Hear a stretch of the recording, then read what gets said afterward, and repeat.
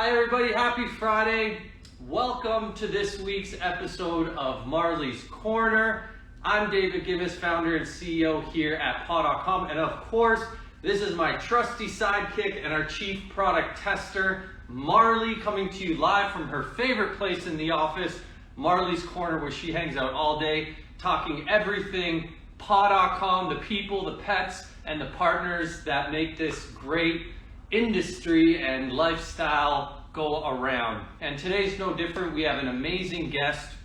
Her name is Dr. Katie Woodley. She's an expert holistic veterinarian, has a lot of experience and talent in the veterinarian space, specifically in holistic medicine. So this is going to be really interesting. Lots of things you can learn. So stick around and we'll get her connected right away. And as usual, please leave a comment or a question below, and you'll have a chance to win a $50 gift card. So without further ado, let's get Katie. Hello. Hey, David. How are you? Hey, I'm doing well. How are you? I'm doing great. Thanks for having me. Of course. We're so excited to have you. I've heard such great things. Checked out your Instagram account, which I love the name, by the way. A fantastic name. But those who haven't heard or this is the first time, can you tell us maybe a little bit about yourself? Yeah, so I'm Dr. Katie Woodley, founder of The Natural Pet Doctor. It's my holistic vet business. So I'm based in Northern Colorado in the US, and I do house consultations for acupuncture, Chinese herbal medicine, nutritional consults, and then I also do telehealth consults because there's not enough holistic vets out there and people need it. So I do a lot of nutritional plans and help people navigate the health space, especially when conventional medicine kind of stops working for them or they need other options. And then of course, as you saw, I do a lot of education on Instagram, Facebook. I have a YouTube channel. We have a membership for monthly webinars. I just love teaching. So, you know, any way possible to help empower pet parents, I'm there. That's great. And we'll get to this because I have some personal questions about this one here because we've been thinking about bringing her to a holistic vet, but we'll get there. I want to know, Katie, how did you get into holistic medicine in the first place? Yeah, so unfortunately, it wasn't like an easy route where I was just like, I love this, I want to get into it. Unfortunately, we went down the path years ago. My husband developed an autoimmune disease. So I originally from Colorado, went to vet school in New Zealand and stayed there, worked there for a few years because I found my husband, the Kiwi. And so we ended up moving back in 2013, back to Colorado. And 6 months in, he developed an autoimmune disease. Wow. And we went to, the doctors, the specialists, and it was pretty much you have to be on immunosuppressive drugs for the rest of your life. There's all these like side effects. Some of them can be fatal. And I was like, whoa, there's got to be another way. And every time we asked about food, every time we asked about like anything else, you're always told, no, nothing else works. So we did what a lot of pet parents do. You start researching, right? Because you're like, there's got to be something else. And we found this entire world of medicine where people were healing themselves with real food, using herbs, using supplements, using essential oils. And that began our path. But as I'm doing this, I'm like seeing patients and I'm like telling them there's nothing more you can do. And I'm doing exactly what happened to us. And, for like cancer cases or if their pain was severe. And I was like, this isn't right. Why am I not practicing the same thing? So I started looking into it on the animal side, became acupuncture certified, and then got certified in Chinese herbal medicine. And here I am. Years later, I developed my own business because I just love the holistic side, and it opened up this whole new world for me in healing pets. And I got into it because my husband unfortunately developed an autoimmune disease, but it's very, very powerful seeing it on the human side and then seeing it with my own pet patients. Absolutely. I love the fact that you took a hardship and you created something impactful and beneficial to others out of it. I commend you for that. That's great. And how does a pet's overall diet, how does that contribute to their wellness? Yeah, that's a great question. So I always am talking about, in almost every single video, diet is the foundation for your health, just like it is for people. And there's a lot of amazing research that's coming out that's showcasing how our pets' microbiomes, our own microbiomes, play a huge part. And when I talk about microbiome, that's the trillions of different like bacteria, viruses, protozoa, fungi that all come together to actually like help our immune system. So 70% of your pet's immune system is in the gut. And so if we're not feeding it the right foods, then we can develop health issues down the road. And a lot of pets, what's happening is we're feeding ultra processed foods. Those are kibble diets.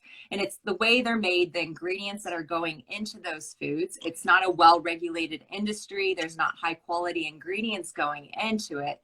And that's why we're seeing 60% of pets develop cancer, why allergies are the #1 reason why dogs and cats go to the vet clinic every single year. So if we're not using whole, real food sources and making sure we're, of course, hitting the vitamins and the minerals, because it's not all about feeding like meat and adding a rice and adding vegetables like we would eat. We need to make sure there's calcium and magnesium and zinc and all those things in there. Then if we're not giving that pet the things it needs, we will see health problems later on. And here's the kicker. It takes longer, right, for us to see imbalances, but that is the foundation. We have to get that right over the long term. Right. And Katie, I heard you mention allergies, and Marlie gets them pretty bad. She has to have a shot every once in a while when they really flare up. Is there any, for those watching who might have pets with allergies, is there any foods or particular diets that might help with allergies, itchy paws, the running of the eyes, all the horrible side effects? Yes. Oh my gosh. Yes. We've actually been this entire month. You probably saw like my series talking about allergies. And the thing is when we see those symptoms, it comes back to gut. And so a lot of times, if you're finding that your pet's itchy, getting chronic ear infections, they need their anal glands expressed all the time, they're getting the red, irritated hot spots or skin, or they're licking their paws, what we have to look at is, are they on a processed food? If they are, first step, slow transition to something like a pre-made cooked food or a freeze-dried raw diet, or even transitioning to a raw food. And there's a lot of really good companies out there, Raised Right, Instinct, Steve's Real Food. Those are just a few. But you want to do a slow transition, because a lot of times people find out about like, oh, I need to get on a better food, and they are like, I need to get rid of kibble, and they transition 100% really quickly, and then their dog, their cat gets GI upset, right? Vomiting, diarrhea. So you need to change the microbiome, which takes a little bit of time. So do it over like a 2-week time period transitioning. Or if you can't transition to like a whole food diet, even adding in vegetables. So lightly steamed greens, lightly steamed broccoli, adding in like real meats. Like when you're cooking for yourself, hopefully you are cooking for yourself, then you can add in like your chicken, you can add in some like beef, and adding in those real foods are very different from the proteins that are, you know, processed in your dog's food. So you can't do a whole like food transition to something different, starting with that and then moving over, hopefully over the long term, to a better, less processed diet. That's awesome. Really great tips. We recently, so Marlie's had a lot of GI problems her whole life, and we've been to specialists and vet visits, and we're on a gastrointestinal kibble, but we've recently started introducing some, you know, a lean turkey that we cook up, or some sort of meat that we can incorporate, because she really has trouble with her appetite at a lot of times, and she doesn't want to eat. So I think it's fantastic introducing some fresh foods. I think it's really helped her. So great tips. And so tomorrow is World Veterinarian Day, and it's an amazing day to celebrate, you know, all the vets who do incredible things for these wonderful creatures that we love so much. What's your favorite part about being a vet? You know, what I love, I went into it because I've always been drawn to animals, and I love science, and I'm surrounded by, like, we have a lot of doctors in our family, so I've always been like fascinated with biology and all of that stuff. And I I love the animal side, right? I get to like see the animals and be around them. But the thing that I really enjoy, and it's definitely developed more in having my own business and being holistic, is that I get to spend so much time with clients now. And so my appointments tend to be like an hour or more long, and I really get to know who they are. I get to know their family dynamics. I learn a lot about them. And I really love that personalized connection because it just takes it so much deeper with the pets. And so I love, like, they also push me to make sure I'm always learning and educating myself, because I love getting the questions and I don't always have the answers, but it's like they push me to get uncomfortable and learn more and add on different modalities. And I really, really love that. But it's just that connection and like meeting people like you and connecting in places that I never thought possible. Like that, I feel very, very blessed to be in this field and also have an opportunity to be able to advance my knowledge and my skills every single day. That's great. And I might be reaching out to see if you can squeeze in an appointment for me and this little girl in the Oh, there's so much we can do, David. Like, yeah. Okay, so I just want to say one test, because I know a lot of people here that are watching, they're probably in a similar position because it's so common. There is a food sensitivity test that you can run. You can order it as a pet parent from hemopet.org. It's called NutriScan.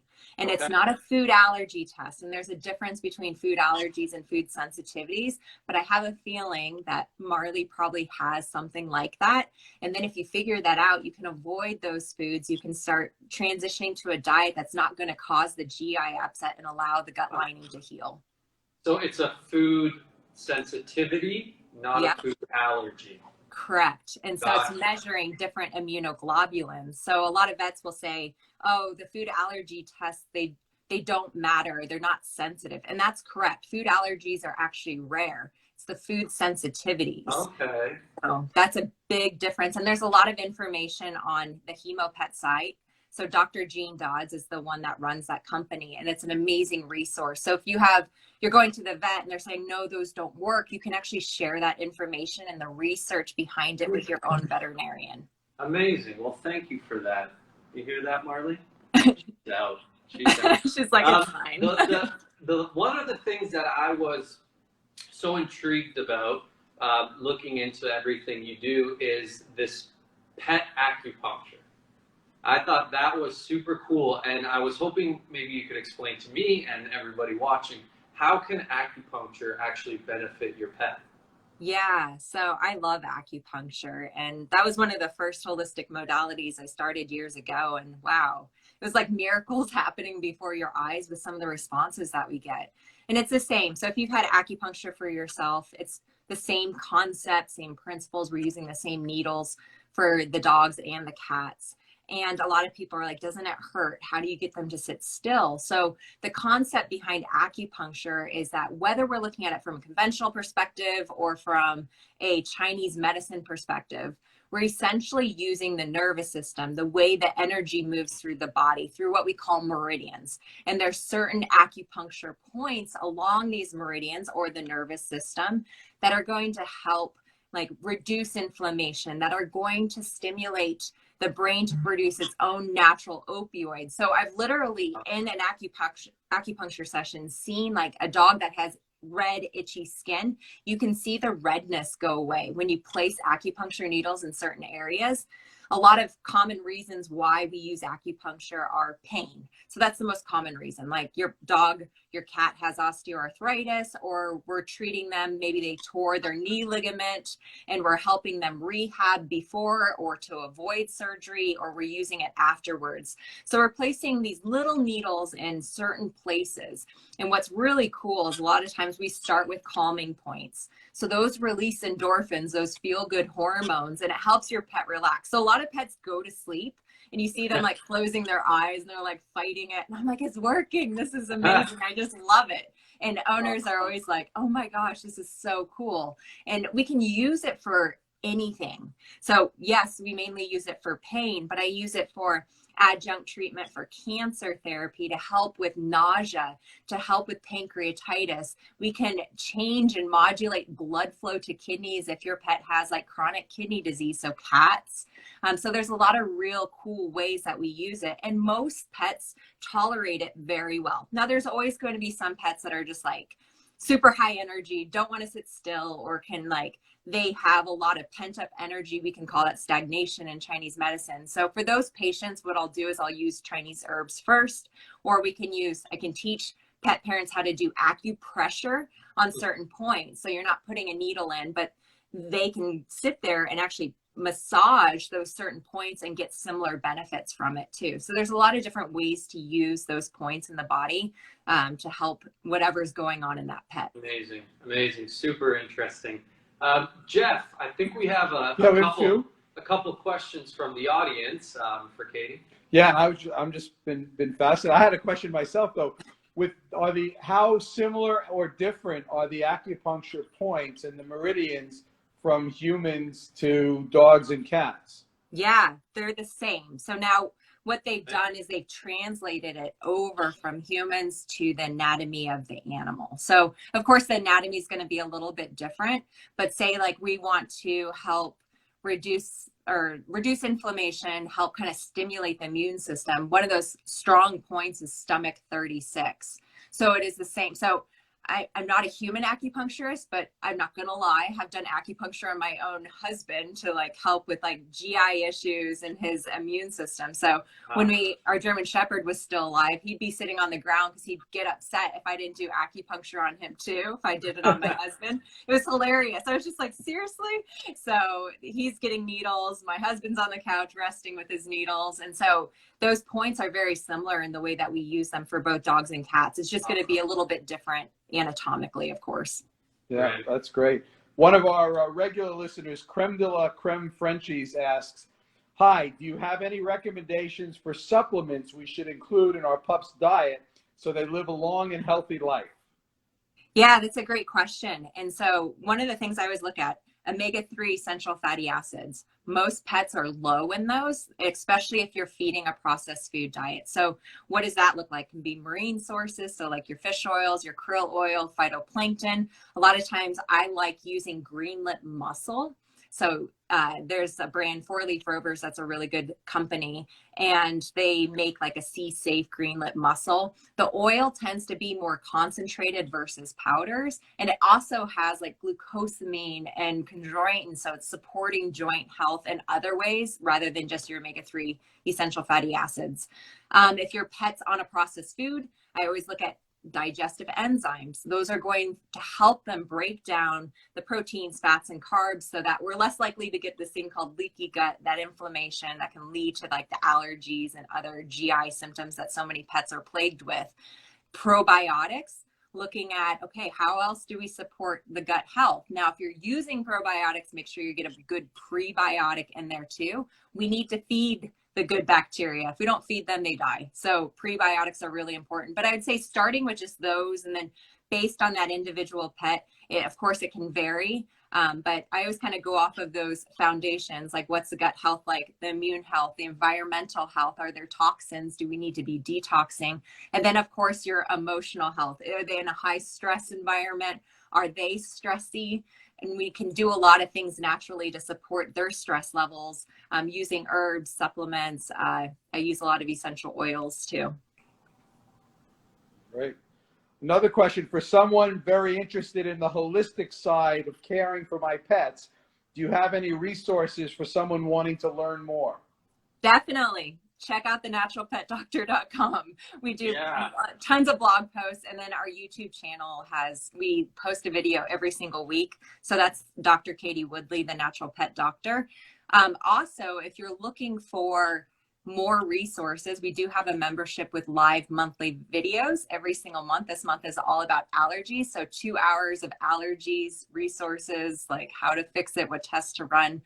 If you're looking for a practitioner, go to AHVMA, so the American Holistic Veterinary Medical Association. You can search through zip code and also the modalities that you'd like. So if you were like, I want to try acupuncture with my dog, you can actually go to that website and look for holistic practitioners near you. And then a lot of us also do telehealth consultations. So if there's no one near you and you're looking for nutritional guidance, support, herbal medicine, a lot of times we can actually do that through a telehealth consultation and guide you to the right resources.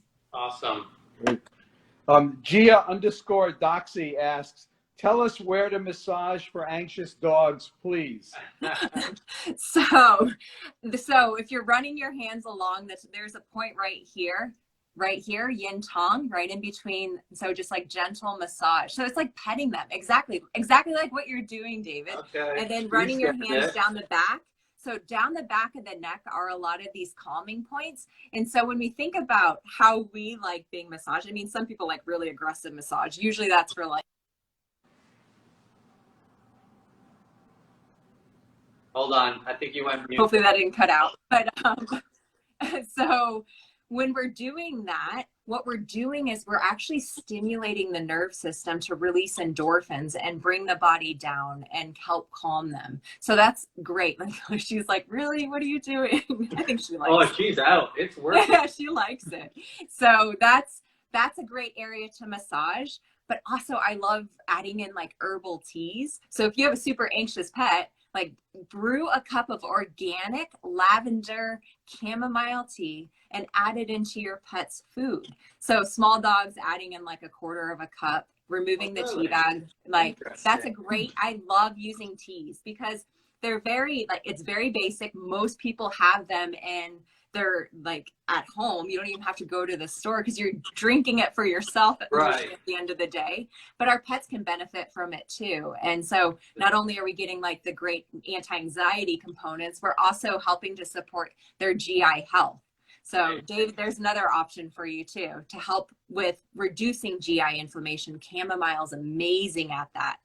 Wow. Well, so many great tips.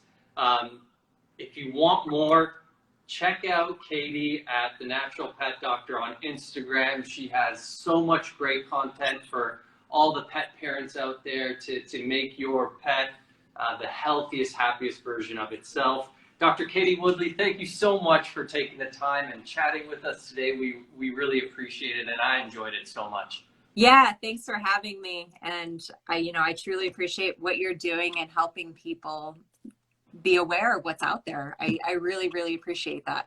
All right. Well, Katie, I wish you and everybody watching now and in the future a great rest of your Friday and a happy weekend. Have a happy World Veterinarian Day and enjoy yourself. And thank you again. All right. Thanks, David. Take care. All right. Bye-bye. Stay Bye. Marlie. Bye-bye. Oh, she's up. All right. Thank you. Bye, guys.